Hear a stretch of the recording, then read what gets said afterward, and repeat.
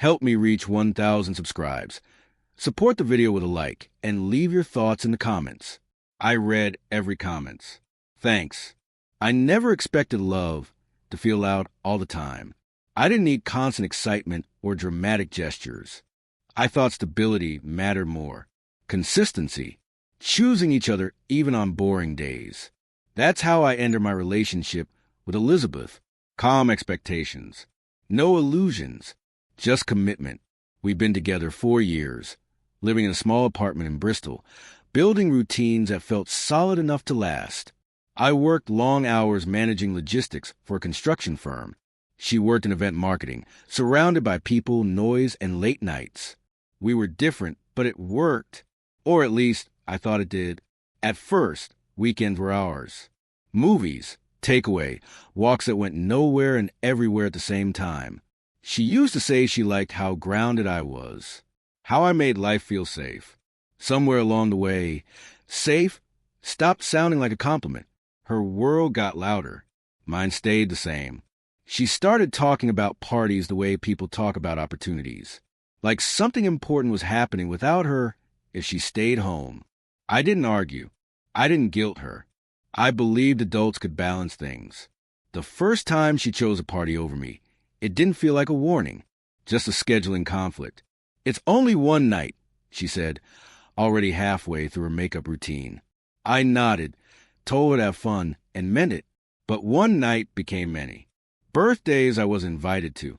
After parties I didn't belong at. I'd wait up, pretending not to check the clock.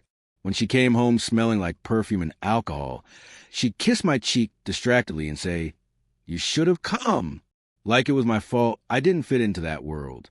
I tried adjusting, went out with her friends, smiled through conversations that felt performative, left early so she could stay late, compromised quietly, because that's what reasonable people do. But every compromise moved me further into the background. She stopped asking how my day was. I stopped telling her. We existed in parallel, sharing space but not presence. Still I stayed, because leaving over something so undefined felt dramatic, because I believe relationships weren't supposed to be exciting all the time. If this kind of quiet distance feels familiar, tap like so this story reaches people who might need to hear it too. The night everything changed didn't feel important at first. Elizabeth had been planning for weeks. Some exclusive party. Big names. Bigger energy. She stood in the doorway adjusting her jacket, while I sat on the couch, tired from work, watching her choose between earrings. I asked casually if she wanted me to come. She didn't even look at me when she said no. It's not really your scene, James. Not cruel, just final, like a decision already processed. I watched the door close behind her and felt something shift. Not anger, something colder. I realized I wasn't being left out by accident. I was being left behind on purpose. Hours passed. Midnight. 1 a.m. 2. I didn't text. Didn't ask where she was. I went to bed alone, staring at the ceiling, understanding something I'd avoided for months. I wasn't competing with other people. I was competing with a version of life where I didn't exist. At this point, I'm curious. Would you have said something that night, or stayed silent like I did? Drop your thoughts in the comments. She came home close to 4.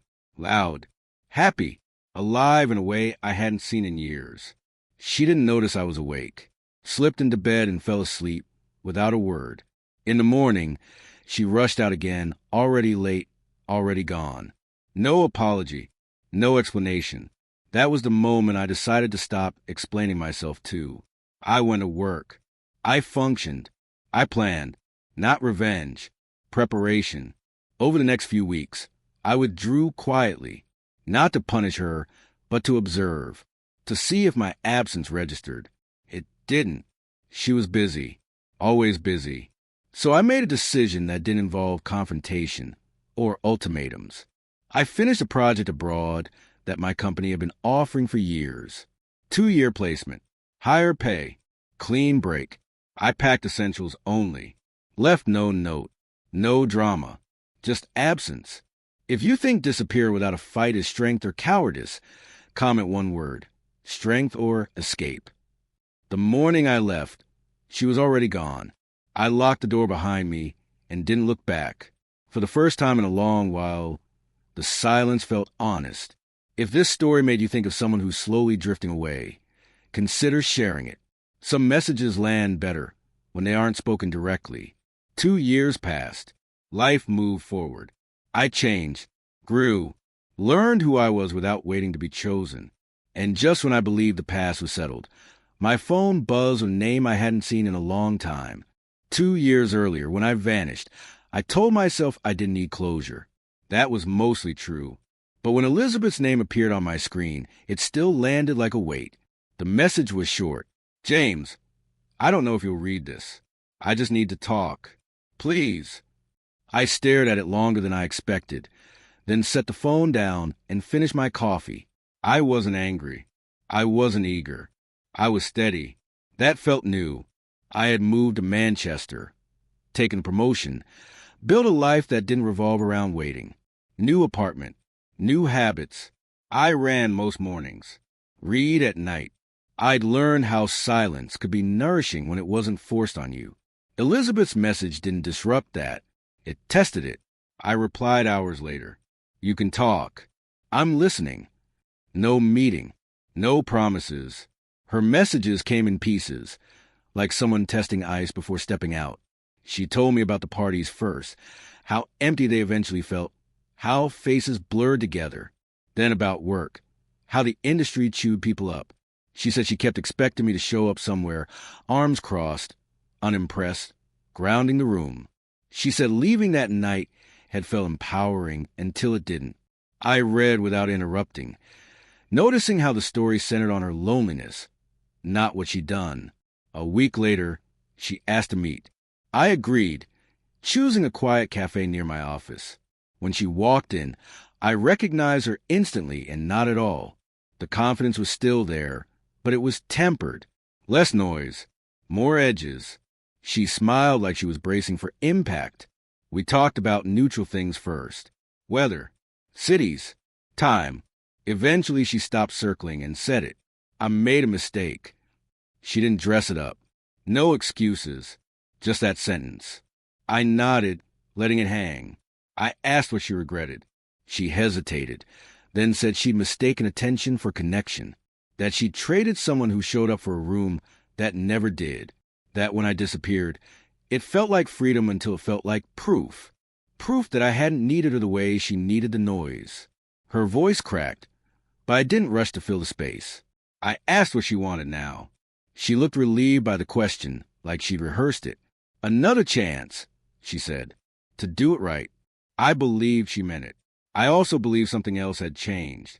I told her the truth, carefully, that leaving hadn't been a tactic. It was a boundary, that I'd learned not to compete with distractions. That love, for me, required choosing each other when there was something louder calling. She listened. She didn't interrupt. She apologized without bargaining. That mattered. Still, I didn't say yes. I told her regret doesn't rewind time. It reveals it.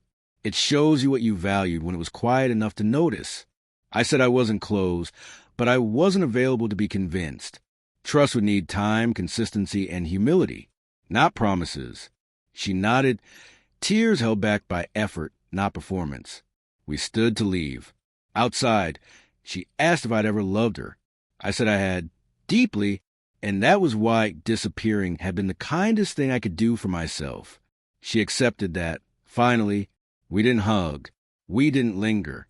She walked away lighter and heavier at once. Months passed. We spoke occasionally. Slowly, she showed up on time. She listened more than she spoke. I noticed a difference, but I also noticed myself. I wasn't reaching to be chosen. I was choosing. When I invited her to join me for dinner, it wasn't a test. It was an option. 2 years after I vanished, her regret changed everything. Not by pulling me back to who I was, but by meeting me where I'd become. That was the only place a future could start, and the only place I was willing to stand. We took it slowly with rules and space, letting action speak. Whether it lasted forever didn't matter yet. What mattered was choice made in daylight, not noise. Regret had opened a door, but respect decided whether anyone walked through it. That difference changed everything for us.